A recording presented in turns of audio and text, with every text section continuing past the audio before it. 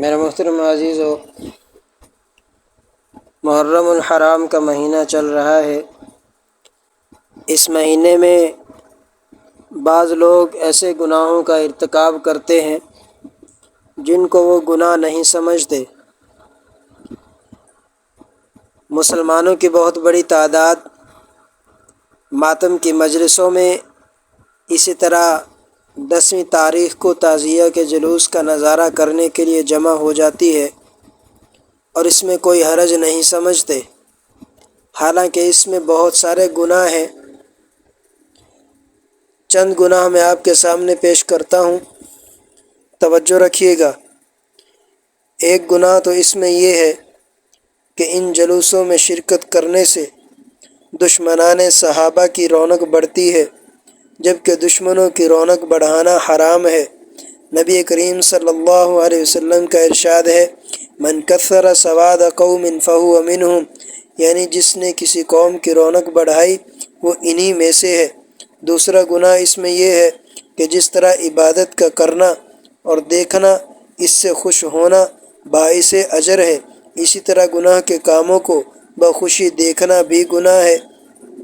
ماتم کی مجلس میں جانا اور تعزیت نکالنا یہ سب گناہ کے کام ہیں۔ تیسرا گناہ یہ ہے کہ جہاں اللہ کی نافرمانی ہوتی ہے وہاں اللہ کا غضب نازل ہوتا ہے، اور ایسی غضب والی جگہ پر جانا گناہ سے خالی نہیں۔ لہٰذا ان مجلسوں اور جلوسوں سے بھی اجتناب کرنا لازم ہے۔ اور بہت سے لوگ محرم کے مہینے میں تعزیت کرتے ہیں، رونا دھونا کرتے ہیں اور افسوس کے اندر مرثیے سنتے ہیں۔ مرثیے سننا اور سنانا یہ بھی ناجائز ہے۔ اور تعزیت کا معنی بھی سمجھ لیں کہ تعزیت کا اصل معنی کیا ہے۔ تعزیت کا اصل معنی مصیبت کے وقت تسلی دینا، صبر کی تلقین کرنا اور میت کے لیے مغفرت کی دعا کرنا ہے۔ یہ تعزیت ان لوگوں سے کی جاتی ہے جو کسی مصیبت میں مبتلا ہوں، مثلا ان کا کوئی قریبی عزیز فوت ہو گیا ہو۔ اکثر فقہا کے نزدیک عام حالات میں تعزیت کے 3 دن ہیں، کیونکہ اس وقت غم تازہ ہوتا ہے اور تسلی کی ضرورت ہوتی ہے۔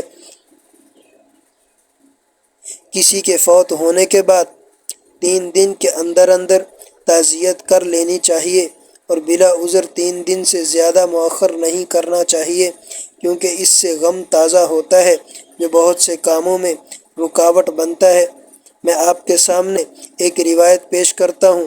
حضرت ام حبیبہ رضی اللہ تعالیٰ عنہا کے قریبی رشتہ دار کا انتقال ہو گیا۔ 3 دن کے بعد انہوں نے خوشبو منگوا کر لگایا اور فرمایا کہ مجھے خوشبو کی ضرورت نہیں تھی، لیکن میں تمہیں بتلانا چاہتی ہوں کہ 3 دن سے زائد غم منایا نہیں جا سکتا۔ شوہر کا انتقال ہو تو بیوی 4 مہینے 10 دن سوگ منائے گی۔ اگر کسی قریبی رشتہ دار کا انتقال ہو تو صرف 3 دن۔ چوتھے دن بھی اگر کوئی غم مناتا ہے تو وہ اللہ اور اس کے رسول کو پسند نہیں ہے۔ اسلام میں خوشی اور غم منانے میں بھی حد بندی ہے۔ اور بھی بتاتا چلوں کہ محرم میں جو شیعہ حضرات ماتم کرتے ہیں اور تعزیہ نکالتے ہیں، اہل سنت والجماعت اس کے قائل نہیں ہیں۔ اہل سنت والجماعت کے نزدیک تعزیہ کے ساتھ کوئی ایسی حرکت کرنا جائز نہیں جو شریعت کے خلاف ہو یا اس سے تعزیہ کی عبادت لازم آتی ہو۔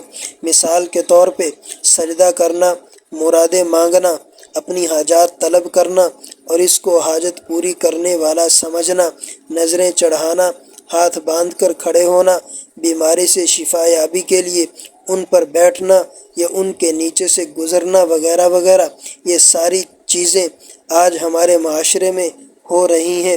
عورتوں کا بہت سارا طبقہ ان دنوں کے اندر ان کی مجلسوں میں شرکت کرتا ہے، وہاں جا کے چادریں چڑھاتی ہیں، منتیں مانتی ہیں، حالانکہ یہ بالکل ناجائز ہے، یہ سخت گناہ ہے، کیونکہ اللہ کے علاوہ کسی کی بھی عبادت اور اس طرح کا تعلق اسلام میں جائز نہیں ہے۔